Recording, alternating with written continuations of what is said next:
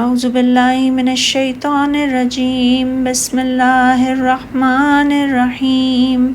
یسألونک ماذا ينفقون قل ما انفقتم من خیر فللوالدین والاقربین والیتامى والمساکین وابن السبیل وما تفعلوا من خیر فإن اللہ بہ علیم۔ اے نبی صلی اللہ علیہ وآلہ وسلم، لوگ آپ سے سوال کرتے ہیں کہ وہ کیا خرچ کریں۔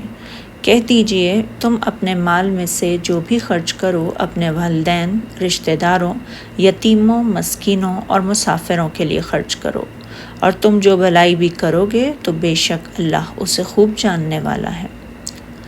مقاتل بن حیان نے کہا ہے کہ یہ آیت نفلی صدقے کے بارے میں ہے، اور آیت کے معنی یہ ہیں کہ یہ آپ سے پوچھتے ہیں کہ کس طرح خرچ کریں۔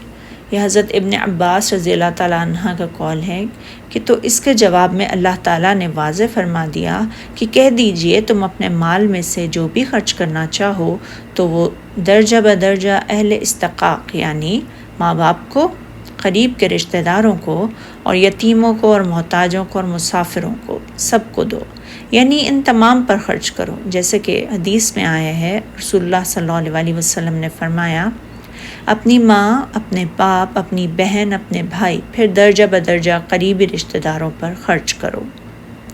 پھر اللہ تعالیٰ نے فرمایا، اور جو بھلائی تم کرو گے اللہ اس کو جانتا ہے، یعنی تم سے جس نیک کام کا بھی صدور ہوگا اللہ تعالیٰ اسے خوب جانتا ہے، اور اس کی وہ تمہیں پوری پوری جزا بھی دے گا، کیونکہ وہ کسی پر بھی ذرا برابر ظلم نہیں کرتا۔ صدق اللہ العظیم۔